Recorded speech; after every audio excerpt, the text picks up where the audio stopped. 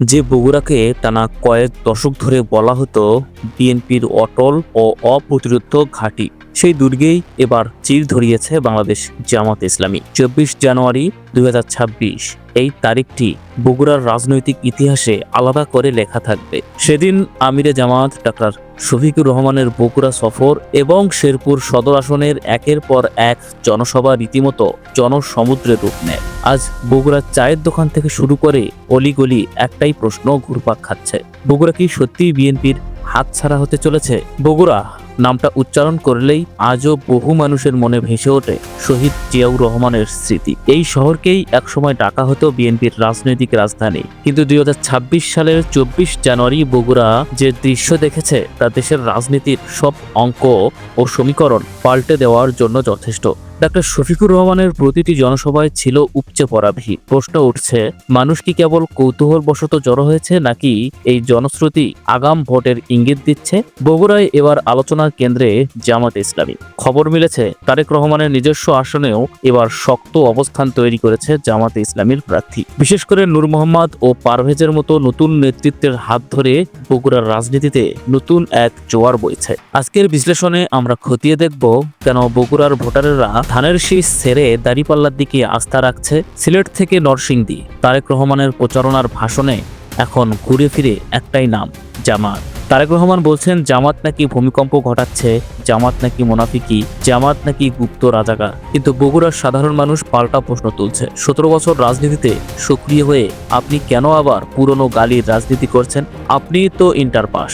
আপনার ছাত্রদল ও যুবদল যখন বগুড়ায় দখলদারি আর চাঁদাবাজির মহোৎসব চালিয়েছে, তখন আপনি কোথায় ছিলেন? আপনি কি বগুড়ার মানুষকে নিরাপত্তা দিতে পেরেছেন? অন্যদিকে দৃশ্যটা দেখুন জামাত আমিরের। তারেক রহমানের একের পর এক উৎসার জবাবে তিনি একটি পাল্টা গালিও দেননি, বরং তিনি বগুড়ার মানুষের সামনে তুলে ধরেছেন স্পষ্ট ভীষণ ও বাস্তব ভিত্তিক মিশন।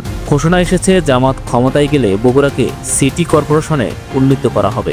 যমুনার ওপর নির্মিত হবে দ্বিতীয় সেতু, যা পুরো উত্তরবঙ্গের অর্থনৈতিক গতিপথ বদলে দেবে।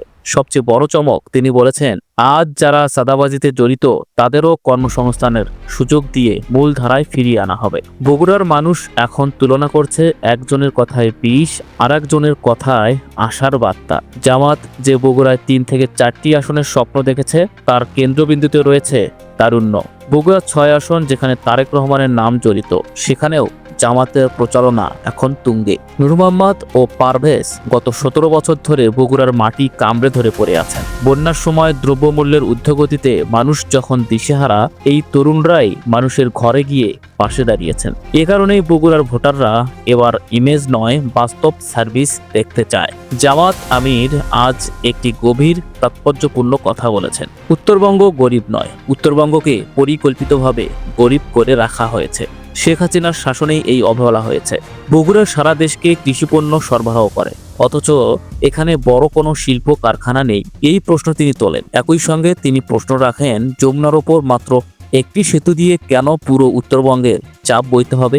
যমুনার দ্বিতীয় সেতুর প্রতিশ্রুতি বগুড়ার ব্যবসায়ী মহলে গভীরভাবে নাড়া দিয়েছে। সিটি কর্পোরেশন হলে বাজেট বাড়বে, অবকাঠামো উন্নত হবে। এই সাধারণ অর্থনৈতিক হিসাব এখন রিক্সা চালক থেকে কলেজ পড়ুয়া ছাত্র পর্যন্ত সবাই বুঝে গেছে। আজকের এই বিশ্লেষণের শেষ কথা খুব পরিষ্কার, বগুড়ায় আর কারো একচেটিয়া জমিদারি নেই।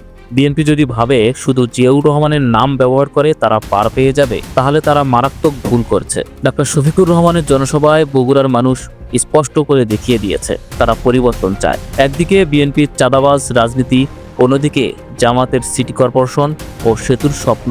এই দুয়ের মাঝে বগুড়ার মানুষ কোনটা বেছে নেবে তার ইঙ্গিত মিলেছে। 12 ফেব্রুয়ারি বগুড়ার ব্যালট বাক্সে এক বিশাল জয়ধ্বনি শোনা যেতে পারে। নূর মোহাম্মদ ও পারভেজের মতো তরুণরাই হয়তো হয়ে উঠবেন আগামীর বগুড়ার কণ্ঠস্বর।